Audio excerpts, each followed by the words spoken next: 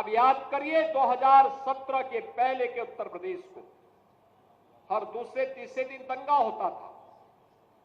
बहनों और भाइयों, इन दंगाइयों का उपचार ही डंडा है। बिना डंडे के मानेंगे नहीं। आप देख रहे होंगे बंगाल जल रहा है, वहां की मुख्यमंत्री चुप है, दंगाइयों को शांति दूत कहती है। अरे लातों के भूत बातों से कहां मानने वाले हैं। लेकिन सेकुलरिज्म के नाम पर इन लोगों ने दंगाइयों को दंगा करने की पूरी छूट दे रखी है।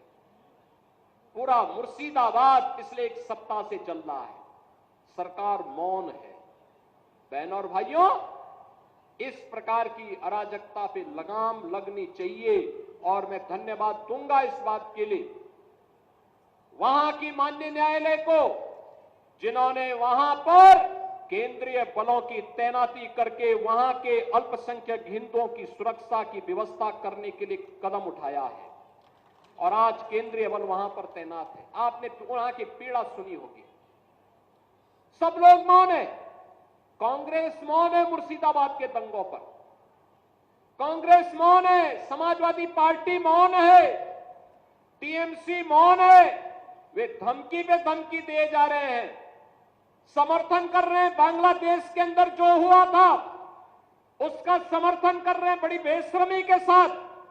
अगर उन्हें बांग्लादेश अच्छा लगता है तो उनको बांग्लादेश ही जाना चाहिए। क्यों भारत की धरती पर बोझा बने हुए हो?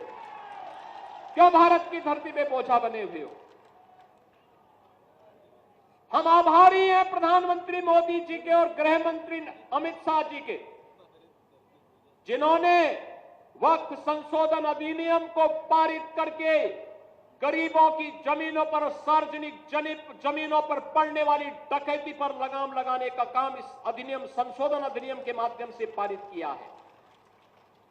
अब ये जमीन जो वापस आएगी, बहनों और भाइयों, इसमें हॉस्पिटल बनेंगे, इनमें गरीबों के लिए मकान बनेंगे, हाई राइज बिल्डिंग बनेगी, यहां पर स्कूल बनेंगे, विश्वविद्यालय बनेंगे, निवेश के लिए लैंड बैंक बनेगा। लेकिन किसी को जमीन पर कब्जा करके गुंडागिर्दी करने की छूट अब नहीं मिलेगी। इसलिए लोग परेशान हैं, क्योंकि जमीन के नाम पर जो लूट थी वह रुकने वाली है और उसलिए इन लोगों को परेशानी है। परेशानी इस बात को लेकर के कि अब गुर्गे खाली हो जाएंगे। तो पहले जो जनता को लूटते थे, इनको अब भय है कि इनके द्वारा पाले गए गुर्गे कहीं भस्मासुर हुए तो कहीं अब इन्हीं को न लूटने लग जाएं।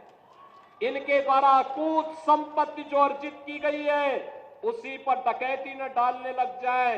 इसलिए उस भय के कारण ये वक्फ के नाम पर जनता को बेवकूफ बनाने का काम कर रहे हैं, जनता की आंखों में धूल झोंकने का काम कर रहे हैं, गुमराह करने का काम कर रहे हैं। लेकिन गुमराह होने की आवश्यकता नहीं। हमें देश के संविधान पर, बाबा साहब भीमराव अंबेडकर के द्वारा बनाए गए संविधान पर विश्वास करना है, विकास की प्रक्रिया के साथ जुड़ना है।